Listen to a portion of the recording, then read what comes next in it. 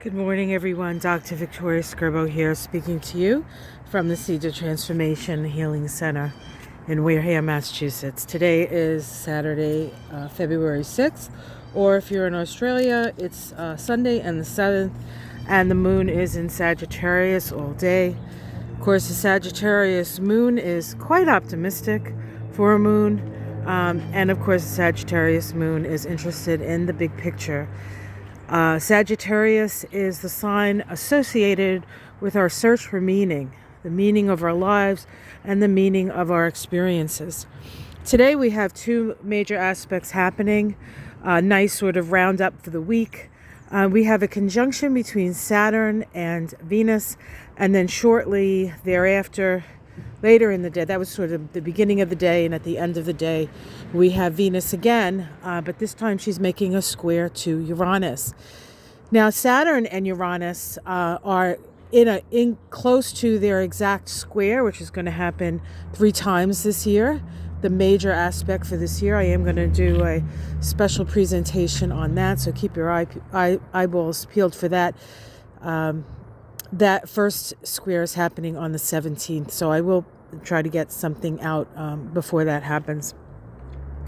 But back to Venus. So Venus's conjunction to Saturn is the start of a synodic cycle. It's a year-long cycle. Venus makes a conjunction to Saturn and then moves away from Saturn because Venus is the faster-moving planet. And then in a year later or so, give or take, Venus comes back to Saturn. And this synodic cycle is really about making what you love, what you value, manifest. Saturn is, how do we manifest something? How do we structure something so that it can have legs and foundation, and it can, what's that expression? It can something stand the test of time. Now, what's interesting is that this conjunction is occurring at 6 degrees of Aquarius, and the Sabian symbol, this might not be the exact verbiage, but it's close enough. I wrote it on a really small piece of paper. It says masked performers are doing a ritualistic mystery play. This is a symbol of utilizing the forces and the rituals of to create something, to show something, to uncover something. And the key word here is transpersonal. Transpersonal responsibility. We are responsible for what we create. Venus allows us to figure out what's important in our lives and also what is essential in our lives. And so this is an opportunity to sort of plant a seed, as it were, as to what it is that you need in your life. So how do you picture your life to be? How do you picture the life of your family, or the life of your community, or the life of your country? And then what is it that you're going to do? What steps are you going to take? And we don't have to reinvent the wheel here. There's plenty of information out there on how to manifest what it is that is important to you.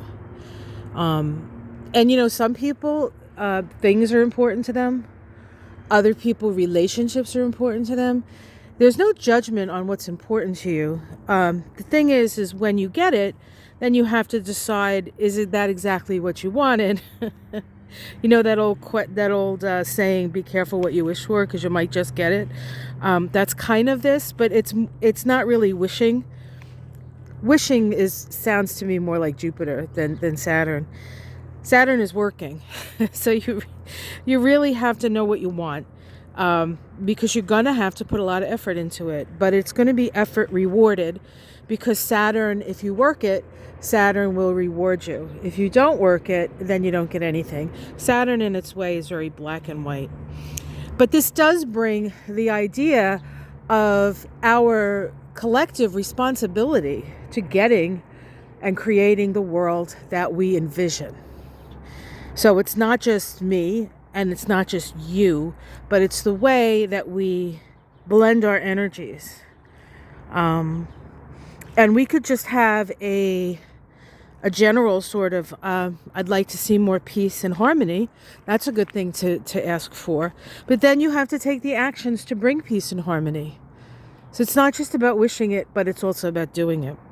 And then later in the day, we have a square between Venus and Uranus. And that happens at Venus at 7 degrees of Aquarius and Uranus at 7 degrees of Taurus. Now, the Sabian symbols for those, 7 degrees of Uranus is a child seen being born out of an egg. This symbol always reminds me of Mork from Ork, Nanu Nanu, right? Robin Williams, how he started. That's kind of what it reminds me of. But this is about the emergence of new mutations according to the great rhythms of the cosmos. That's what Dane Rudger sees in this symbol. And I have to say, it is true. We are evolving, and we are, to a certain extent, becoming aware of some superpowers that we have, people. We've always had them, but we've used them unconsciously. Now that we're conscious of our superpowers, what you focus on, where attention goes, energy flows. Now that we know that, we have to be much more responsible about what we focus on, what we say, what we do, because we're going to create it. We're going to create it. And then the 7 degrees of, Taurus, I'm going to find it on my little piece of paper. I'm not kidding you, this little piece of paper, it's like a teeny piece of paper. Let me find it. Oh, yes, I remember. Here it is. It's so small.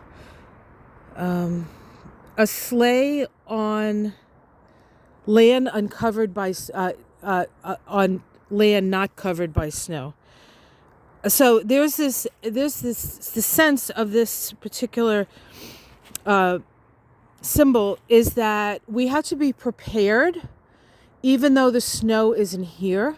We have to get the sleigh out. We have to prepare for the upcoming situation that we're going to find ourselves in. And so again, this feels to me like there's a sense of responsibility here for us to have responsibility for what we create. That also being said, the square between Uranus and Venus is actually a last quarter crisis in consciousness square. This is part of the individuation process when we turn our backs on what we're told we should be feeling, and really sort of taking responsibility for ourselves, saying, hey, look, that's not my experience. And there's rebelliousness in that. But past the rebelliousness, once we get past this, I don't agree with you, I'm not going to do that stage,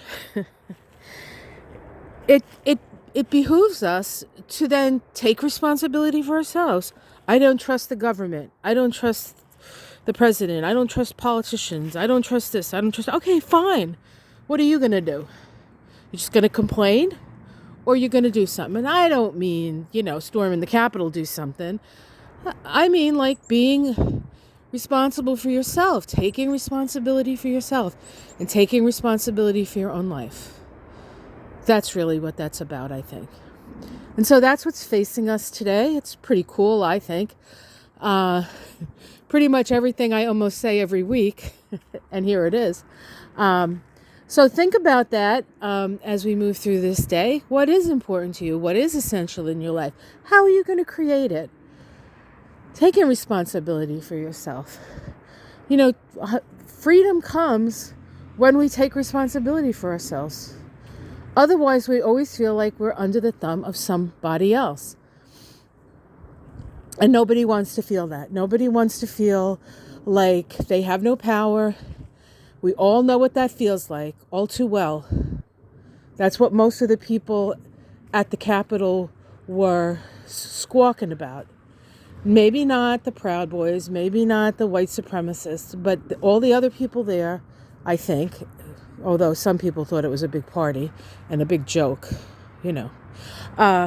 But there is this sense that they feel like they're not being heard and they're not being listened to. And how can we expect other people to listen to us if we don't listen to ourselves, right? So we can recreate this world in a much better, much more harmonious way, or we can continue with this craziness. The choice is ours. We have free will. We have free will to do what we want, but we have to remember that every action has an equal and opposite reaction. So it may be that we get to do whatever we want, but it also is true that we pay the piper in the end. So choose wisely, folks. All right, guys, like, subscribe. I hope you guys enjoyed my time with Marianne. I always have such a great time with her. And I'm doing a high tea with Denise. I'm probably late for it, so I better go get my tea ready. And you keep your eyeballs peeled for that one. That'll come out later today. Much love, everyone, and have a great weekend. Just Sagittarius moon. Dream the big dream. Look at the big picture. And have a little fun. Please have a little fun. We really need it. Take care.